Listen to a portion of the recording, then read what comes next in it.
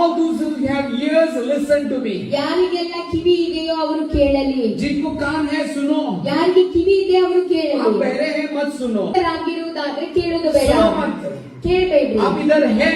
ನೀವು ಇಲ್ಲಿ ಇದ್ದೀರಾ. आप सब मेरा प्रचार सुन रहे हैं. ಇಡೀ ಪ್ರಚಾರವನ್ನು ನೀವು ಕೇಳ್ತಾ हजारों ಇದ್ದೀರಾ. में लोग आए हैं. ಸಾವಿರಗಟ್ಟಲೆ ಜನರು यीशु के ಬಂದಿದ್ದಾರೆ. सामने, ओके, यीशु के सामने हजारों में लोग आए हैं. ಯೇಸುವಿನ ಮುಂದೆ ಸಾವಿರಾರು ಜನರು ಬಂದಿದ್ದಾರೆ. क्लासरूम की तरह आगे क्वेश्चन आंसर सेशन चल रहा है. ಕ್ಲಾಸ್ ರೂಮ್ ತರ ಬಂದು ಪ್ರಶ್ನೆ ಉತ್ತರಗಳನ್ನು ಕೇಳ್ತಾ टेस्ट ಇದ್ದಾರೆ. करने के लिए आए हैं. ಪರೀಕ್ಷೆ ಮಾಡುವುದಕ್ಕಾಗಿ ಬಂದಿದ್ದಾರೆ. यीशु से कुछ पाने के लिए आए हैं. ಯೇಸುವಿನಿಂದ ಏನೋ ಪಡ್ಕೊಳ್ಳುವುದಕ್ಕಾಗಿ यीशु बोल रहा ಬಂದಿದ್ದಾರೆ. है, ಯೇಸು ಸ್ವಾಮಿ ಹೇಳ್ತಾ आपके ಇದ್ದಾನೆ, कान है तो आप सुनो. ನಿಮಗೆ ಕಿವಿ ಇರುವುದಾದ್ರೆ ನೀವು ಕೇಳ್ರಿ. क्योंकि उधर बैठे हुए बहुत सारे ऐसे लोग भी थे जो लोग उधर उपस्थित थे लेकिन वो लोग बहरे थे. ಅಲ್ಲಿ ಕೂತಿರುವವರಲ್ಲಿ ಇಂಥ ಜನರು ಕೂಡ ಇದ್ರು, ಅವರು ಕೇಳ್ತಾ ಇದ್ರು, ಆದ್ರೆ ಅವರು ಅದನ್ನು किस तरह का बहरापन था वो?